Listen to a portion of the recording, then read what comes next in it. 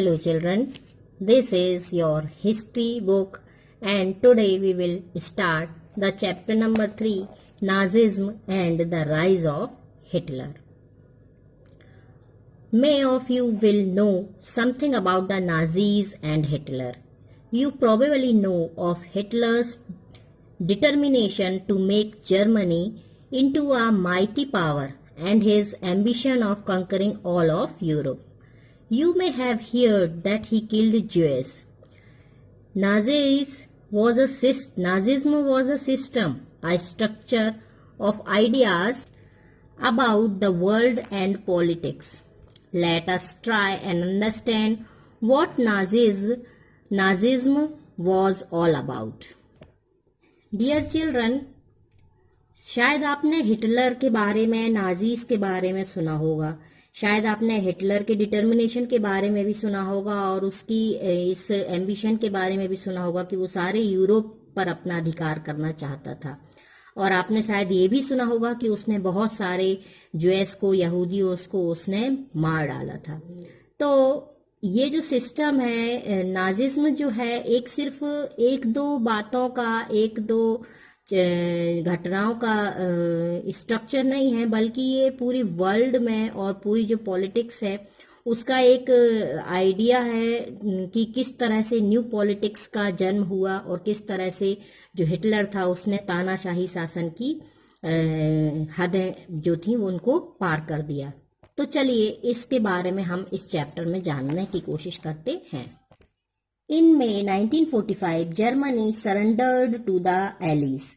Anticipating what was coming, Hitler, his propaganda ministers, Goebbels and his entire family committed suicide collectively in his Berlin bunker in April.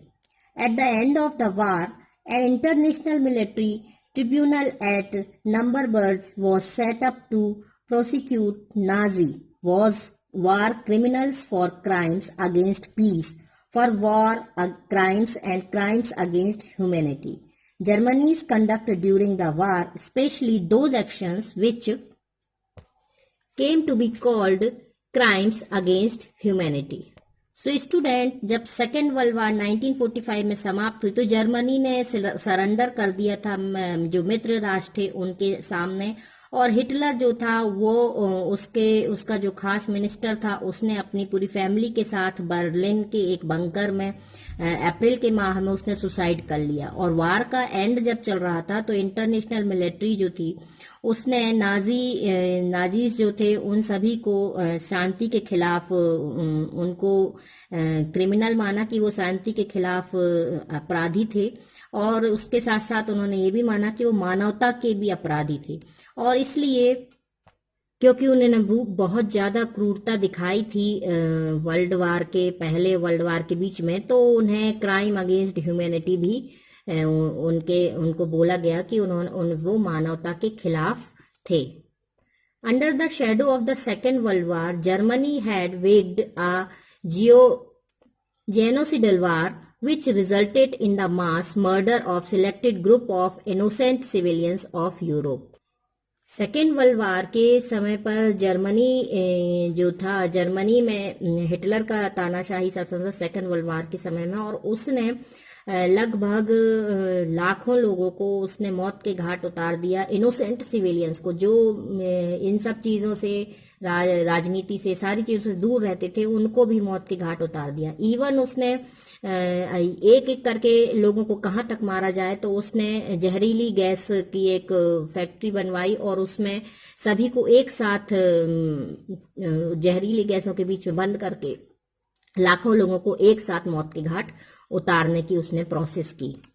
इन हत्याओं में उसके 6 million juice थे, यहूदीज थे, उनकी उसने हत्या की. 200,000 जिप्सीज थे, 1 मिलियन पोलिश सिविलियंस थे एंड 70,000 जर्मन्स थे, जिसको उन्होंने जो कि 70,000 जर्मन्स में तो जो कि मेंटली और फिजिकली डिसेबल थे, उसके बाद भी उसने उन सभी को मार डाला था, मीन्स मरवा दिया था. Everyone came to feel that the rise of Nazi Germany could be partly traced back to the German experience at the end of the First World War. What was this experience?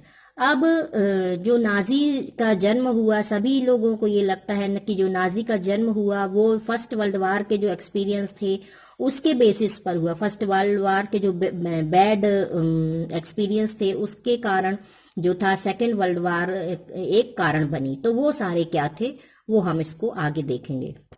Birth of the Weimar Republic.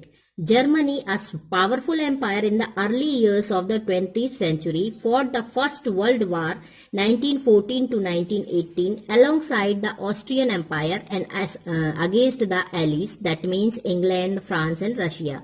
These were called the Allies, that means Mitra Desh. All joined the war enthusiastically, hoping to gain from a quick victory.